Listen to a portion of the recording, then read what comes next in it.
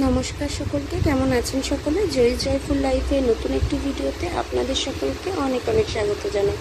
তো আজকে হলো সোমবার, মানে হোলির দিন। আর আমি ওই প্রতিদিনের মতন সকাল সকাল ঘুম থেকে উঠে ফ্রেশ হয়ে চলে এসেছি রান্নাঘরে।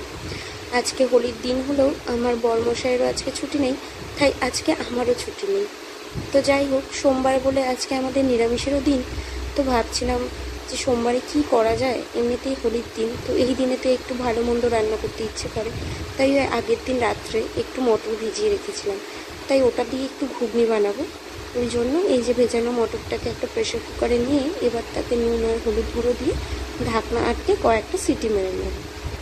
তো যেটা বলছিলাম আর কি, যে আমার বরের ছুটি নেই।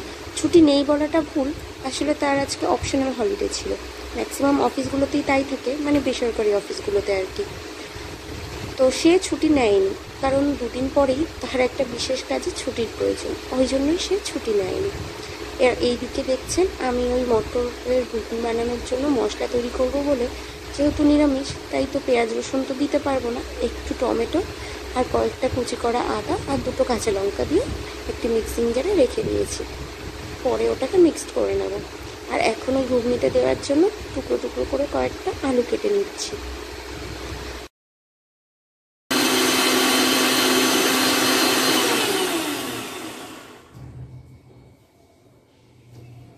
ওই ঘুগনির যেই মশলাটা তখন মিক্সির বাটিতে রেখে দিয়েছিলাম কেটে, সেটাই বানিয়ে নিলাম।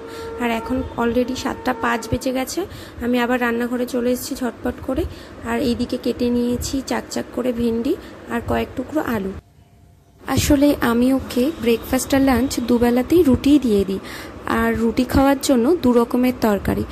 কী বলুন তো, একই রকম তরকারি দিয়ে দুবেলা খেতে তো কারোরই ভালো লাগে না, তাই না?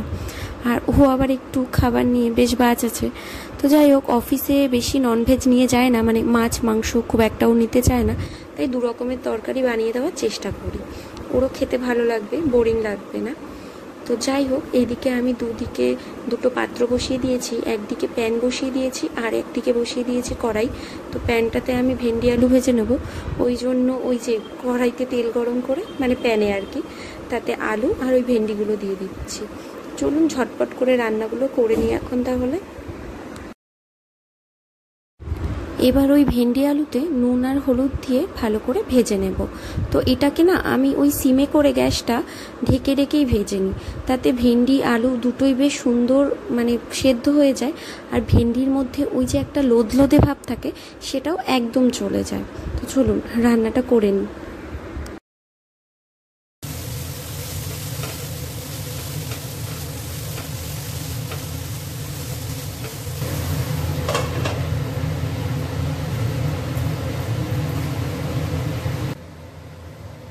এবার ঘুগনি বানানোর জন্য ওই কড়াইতে দিয়ে দিলাম কয়েকটা গোটা জিরা ফোড়ন, আর তাতে দিয়ে দিলাম ওই টুকরো করে কেটে রাখা আলুগুলো।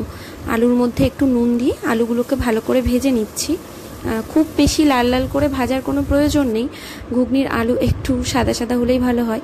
আর এবার দিয়ে দিলাম ওই যে মিক্সিতে যেই মশলাটা করেছিলাম সেই মশলাটা। তো এর সাথে অ্যাড করব একটু নুন, হলুদ, কাশ্মীরি লঙ্কার গুঁড়ো, জিরের গুঁড়ো। তো এইগুলো এক এক করে দিয়ে ভালো করে মশলাটাকে কষিয়ে নেব।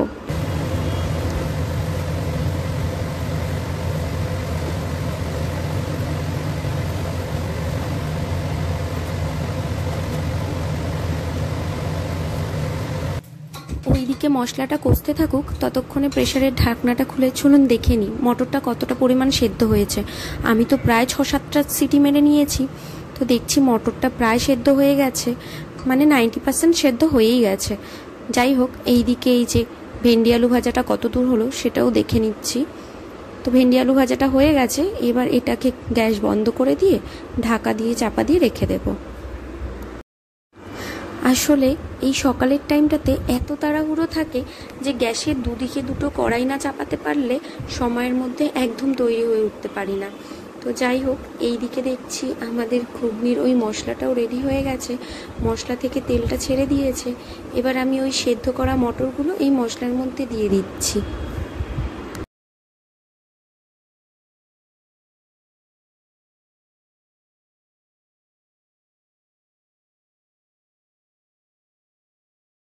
তো মটরগুলোকে এখন আমি মশলার সাথে ভালো করে কষিয়ে নিচ্ছি। আর মশলার সাথে ভালো করে কষানো হয়ে গেলে ওই যে মটর সিদ্ধ করা যেই জলটা এখনও প্রেশার কুকারে রয়ে গেছে ওই জলটাই কড়াইতে দিয়ে দেব।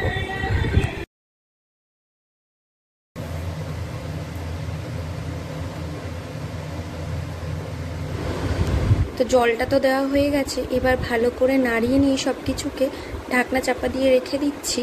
আর এই দিকে আমি আটার রুটি বেলে নিয়েছি, রুটিগুলোকে চটপট করে ভেজে নিই। চলুন। এই দোলের দিন এলেই না ছোটোবেলার কথাটা বড্ড মনে পড়ে যায়, জানেন তো। ছোটোবেলাতে কী দোলটাই না খেলতাম।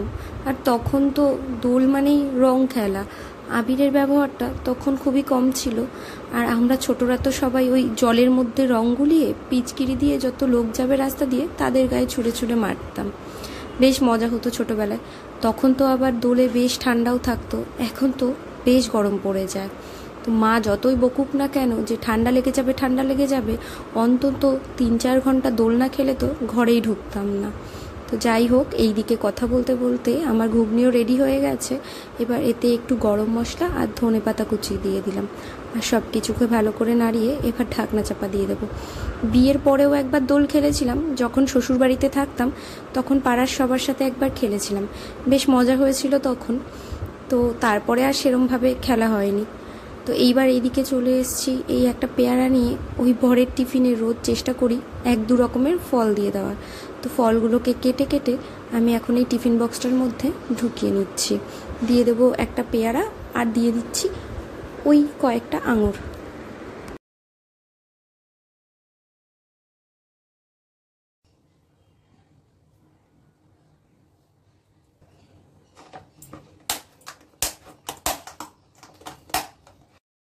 আর এখন ওই সকাল 8টা মতন বাজে।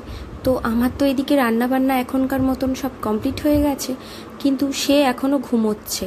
এখন যদি না ডেকে দিই তাহলে ঘুম থেকে উঠতেও দেরি হয়ে যাবে, আবার অফিস যেতেও দেরি হয়ে যাবে। আজকে তো দোলের দিন, একটু বেলা হলেই আবার রাস্তায় সব রং খেলতে নেমে যাবে।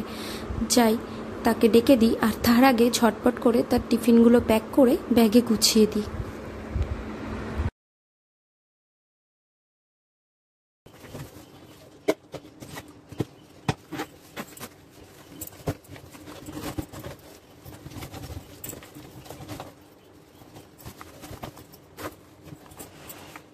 তো সকাল 9টা মতন বাজে এখন। ও রেডি টেডি হয়ে বেরিয়ে পড়েছে।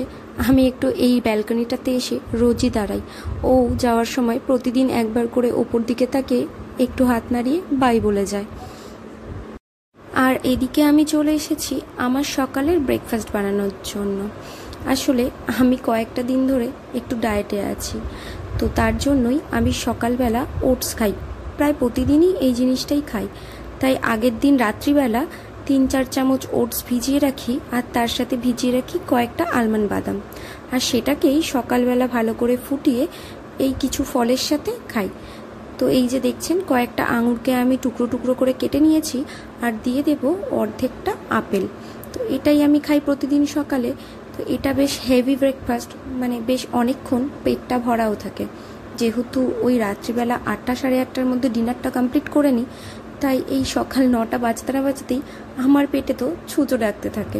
তো চলুন, ব্রেকফাস্টটা রেডি হয়ে গেছে। এই যে ওপর থেকে একটু গোলমরিচের গুঁড়োও ছিটিয়ে দিই, যাতে খেতে একটু ভালো লাগে। আসলে ওটসের তো কোনো নিজস্ব টেস্ট নেই, তাই একটু গোলমরিচের গুঁড়ো বা বিট নুন ছিটিয়ে খেতে ভালোই লাগে।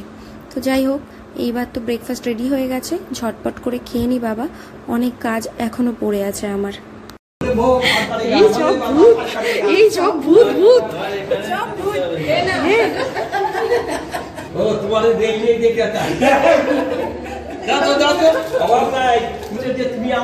এই যে নাও। আর এখন বাজে বেলা ওই 12:30 মতন। হঠাৎ করেই ডোরবেলটা বাজাতে দরজা খুলে দেখি যে বিল্ডিংয়ের সবাই এসে উপস্থিত হয়েছে আবির খেলার জন্য। তো আপনারা তো দেখলেনই যে আমরা আবির টাবির মেখে মোটামুটি সবাই বেশ রঙিন হয়ে উঠেছি। আর তখন যাকে আমার কোলে দেখলেন, উনি একদম আমার সামনের ঘরেই থাকেন। আর এখন আমি আর সে এই যে জানলা দিয়ে পাশের রাস্তায় সবাই কেমন রং খেলছে সেটাই দাঁড়িয়ে দাঁড়িয়ে দেখছি। এখন বাজে সন্ধে হয়ে 6:30 মতন, আর ও অফিস থেকে তাড়াতাড়ি চলে এসেছে। তো আমরাও একটু বেরোবো বলে রেডি হয়েছিলাম। আর এদিকে তো দেখছি ছিটে ফোটা বৃষ্টি শুরু হয়ে গেছে। তো রেডি যখন হয়েই গেছি, কী আর করা যাবে, ছাতা নিয়ে চলুন একটু বেরিয়েই আসি।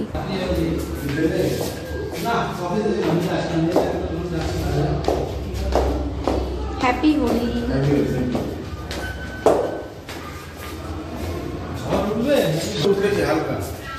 ছাতাটা টানা হচ্ছে।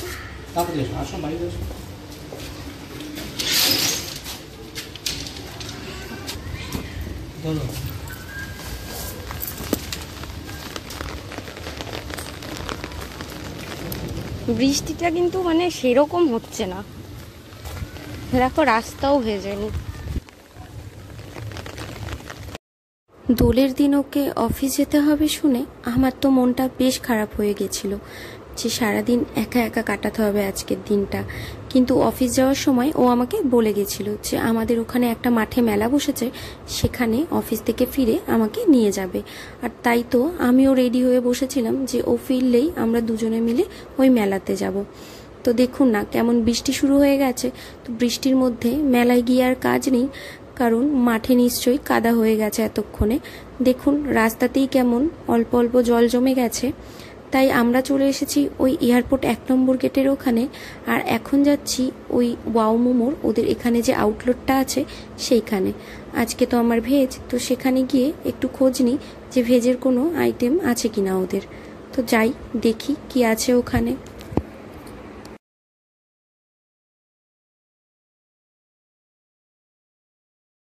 আর ফেরার পথে চলে এসেছি এখন একটা জুসের দোকানে। তো এখানে বিভিন্ন ধরনের ফ্রুট জুস আর বিভিন্ন ধরনের মিল্কশেকস পাওয়া যায়। তো আমি আমার জন্য অর্ডার করে দিয়েছি একটা বাটারস্কচ মিল্কশেক।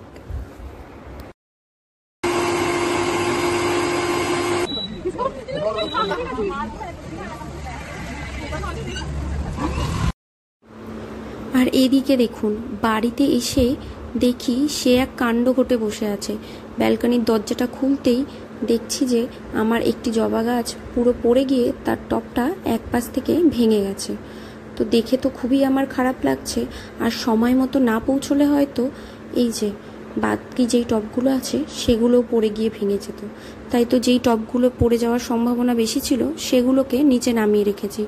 আর সব থেকে কষ্ট হচ্ছে কীভাবে জানেন তো, যে এই রাত্রিবেলা এই মাটিগুলোকে সব আমার পরিষ্কার করতে হবে, না হলে এই মাটিগুলো পায়ে পায়ে ঘরে গিয়ে একদম ঘরটা কাদা কাদা হয়ে যাবে। তো চলুন কি আর করা যাবে, ব্যালকনিটা আমি পরিষ্কার করি। আর আজকের ভিডিওটি এখানেই শেষ করছি। আমার ভিডিওটি আপনাদের কেমন লাগলো কমেন্ট করে জানাবেন। দেখা হবে পরবর্তী একটি ভিডিওতে। সকলে ভালো থাকবেন, সুস্থ থাকবেন। আর যারা যারা এখনও আমার পেজটিকে ফলো করেননি একটু ফলো করে দেবেন।